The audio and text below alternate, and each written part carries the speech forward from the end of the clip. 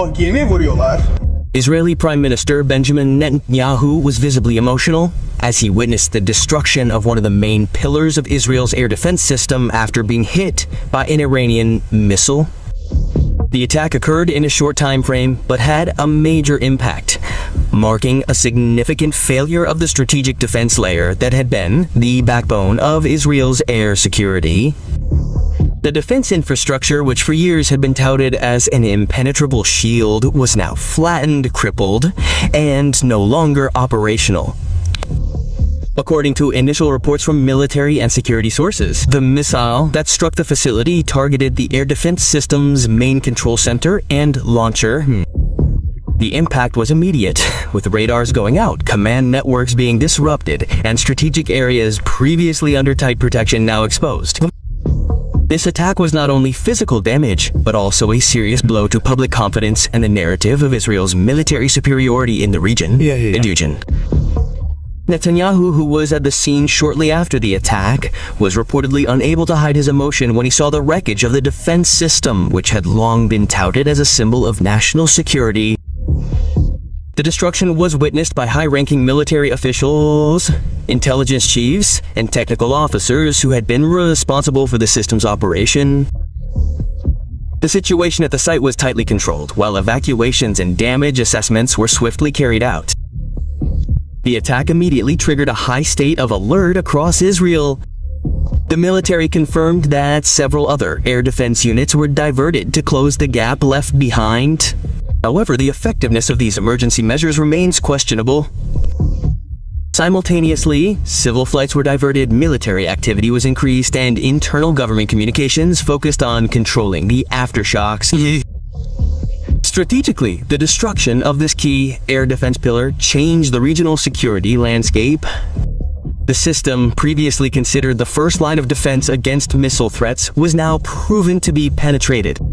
Military analysts viewed the attack as a direct message that Israel's defense capabilities have limits, and these limits have now been publicly demonstrated.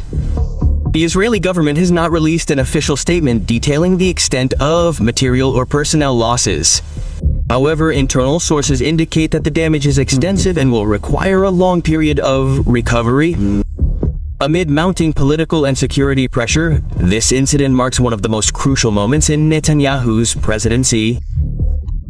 For the first time in a long time, Israel's primary defense symbol has been destroyed in public and international view. Following the missile attack, the Israeli military immediately implemented high-level emergency protocols in several strategic areas.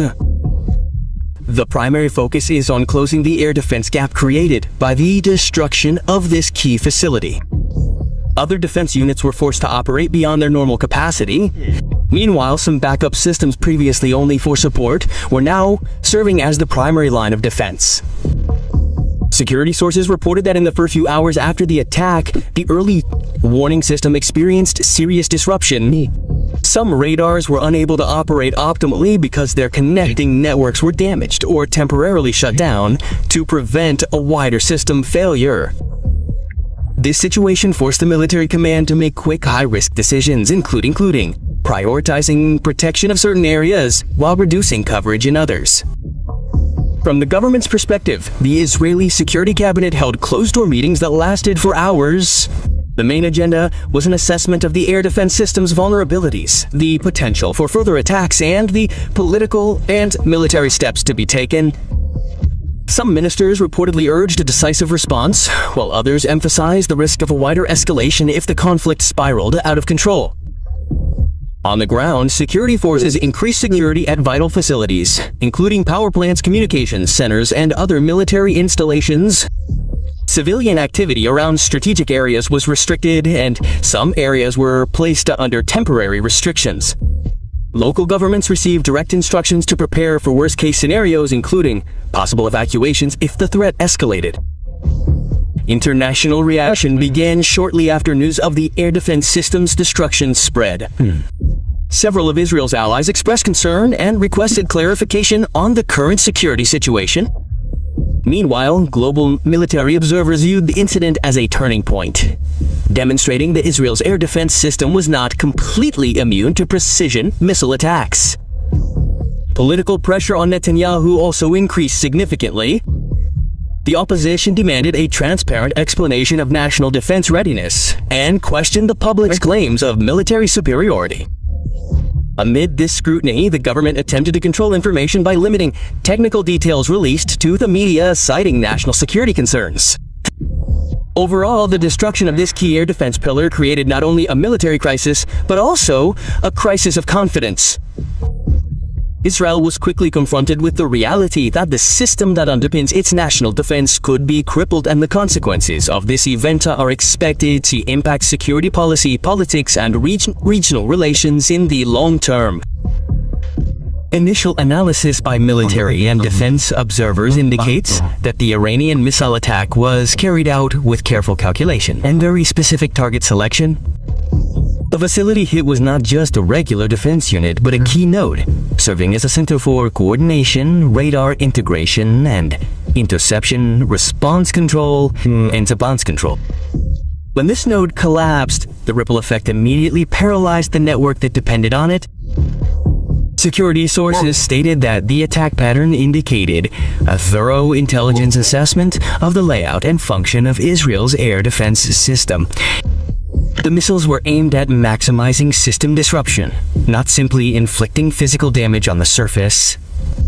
Consequently, recovery cannot be rapid as it involves recalibration, replacing core equipment, and reconstructing command networks, and reconstructing.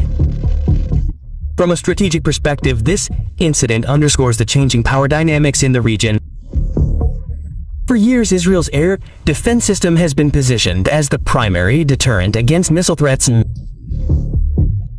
The destruction of this key pillar raises serious questions about the effectiveness of air cover in a high-intensity, multi-pronged conflict scenario. Analysts believe this attack has both political and military dimensions. Iran is believed to have wanted to demonstrate its ability to penetrate multiple defenses without engaging in open ground conflict.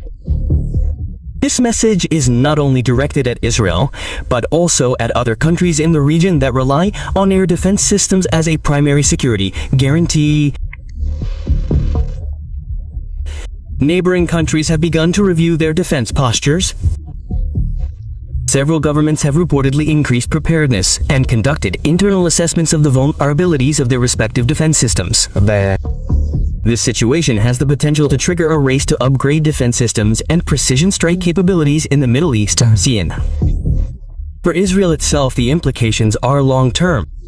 Beyond the need for physical and technical recovery, the government faces the challenge of restoring public and allied confidence. This incident demonstrated that technological superiority does not guarantee absolute security, and that modern conflicts are increasingly shifting toward precision warfare, targeting crucial defense systems. Following the destruction of this air defense pillar, political pressure on the Netanyahu government escalated sharply. Opposition parties openly demanded detailed explanations regarding national defense readiness, the decision-making process, and the claims of success of the air defense system that had been publicly conveyed.